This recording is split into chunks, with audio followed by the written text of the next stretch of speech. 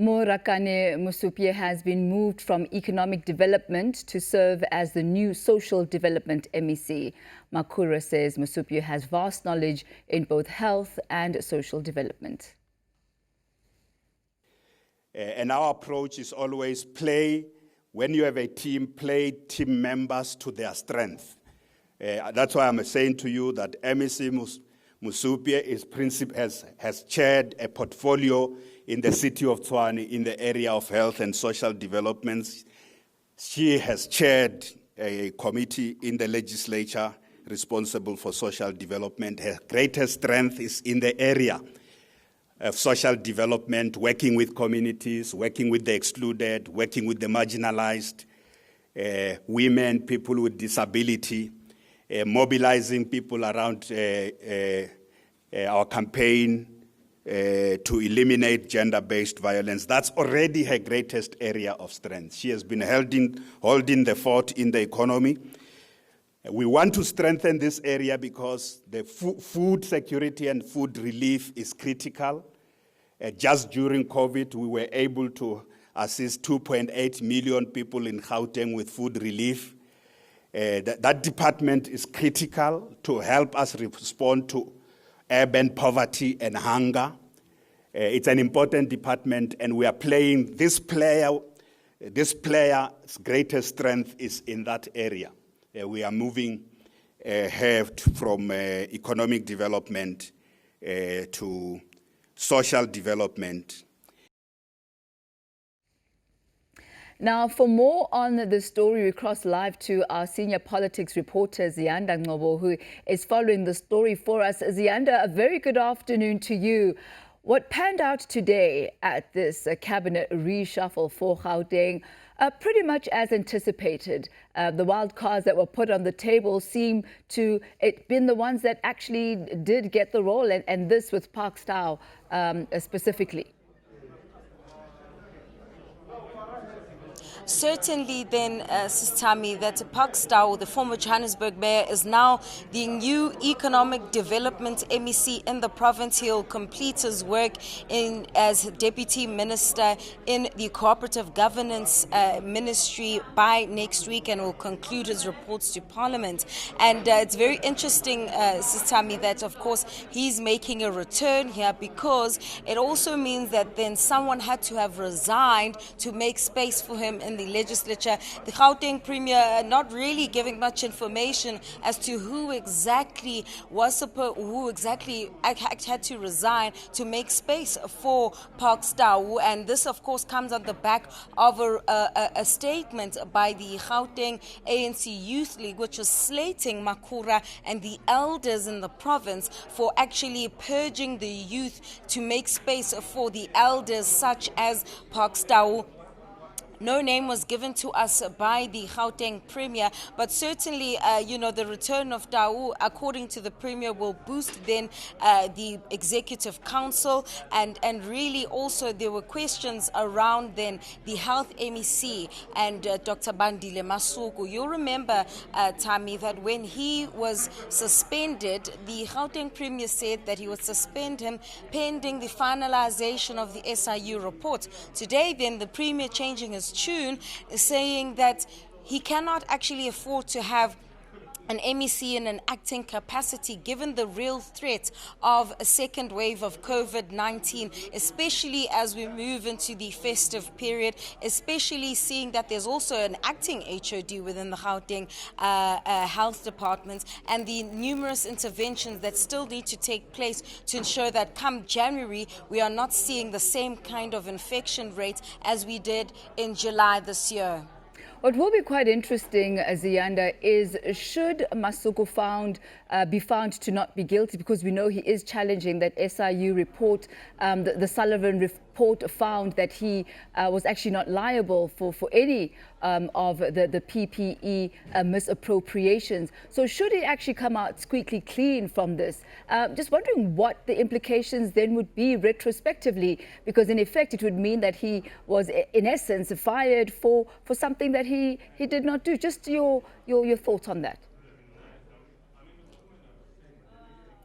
Most certainly, and this is exactly why then, I asked the question about whether he had his hand forced in this particular matter, given the internal turmoil within the Gauteng ANC. And really, as you've already mentioned, what happens then if Bandile Masuku is absolved of any wrongdoing? He has already been suspended. He's already taking the matter to court, but the Premier saying that he cannot actually be beholden to the court processes that are currently underway. Those are out of his control. What he does have control over is the work and the management of the Executive Council. I don't know, Tami, what would happen then, especially if he's found to be not guilty of wrongdoing and his job has been taken away from him, and the political implications of such, especially since as well, Tami, that the ANC NEC is holding its last but quite crucial NEC meeting this weekend to discuss this very issue of step aside, the conditions under which he should step aside, and the legal advice then that they've sought around when members of the ANC who are working within the state have been formally charged with corruption. And that's another issue that Dr. Masuku has raised, that he actually hasn't even been formally charged, and that the SIU didn't even file an answering affidavit when he was still taking on that particular court challenge. So this issue of step aside is not only limited to the Gauteng ANC, but it of course extends to national. And depending on the legal advice that has been given regarding this issue, it will also then give guidance to what happens to the fate of Dr. Bandile Masuku while he still challenges that report in court. Your take, Ziyanda, on what Premier Makhura was intimating as far as COVID-19 is concerned. He did mention and talk about the prospects of a second wave. We are seeing other parts of the country who have a resurgence rate that is increasing, going back into higher levels of lockdown. What sense did you get as far as where the province of Gauteng is situated as far as COVID-19 is concerned, and where Premier Makhura's mind is at as far as lockdown, specifically as we're going towards the festive season?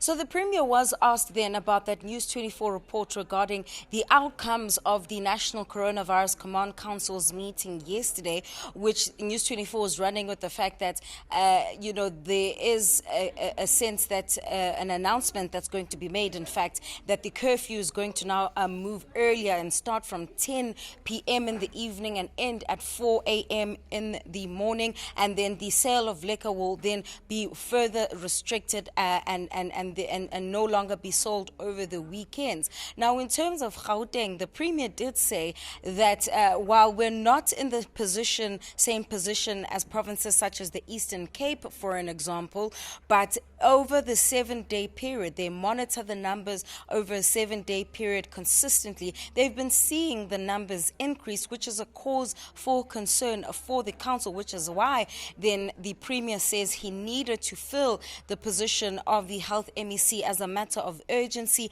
and then bolster the efforts of the new MEC by providing a support and intervention team, and where national government has actually provided 3 names and doctors who will form part of that intervention team from both a health response perspective, but also an economic measure perspective to deal with issues such as a possible resurgence and second wave, but also corruption related to COVID-19 relief funds, etc. So really, in terms of where we are, there is a real concern around the second wave actually making its way, especially because Gauteng is a province of people who are not necessarily from this province. And so as people prepare to go emakaya, as the Premier said, go to their respective home provinces, they are concerned about January then when they return. First of all, where they're going if they don't have the virus, and further spreading the virus to other provinces, but also when they return in January then, what our numbers will be looking like. And he even went as far as to say that law enforcement agencies have already begun with their operations on the major routes on the entry and the exit points of this particular province, and this will see continuing right through January. Ziyanda, thank you so much for that detailed update on what's been transpiring this morning in Gauteng and the changes there. That's our senior politics reporter, Ziyanda Ngcobo. We also heard Premier Makhura actually going to the extent of saying that come January could end up looking like June as far as the numbers are concerned for COVID-19 in Gauteng if we are not careful.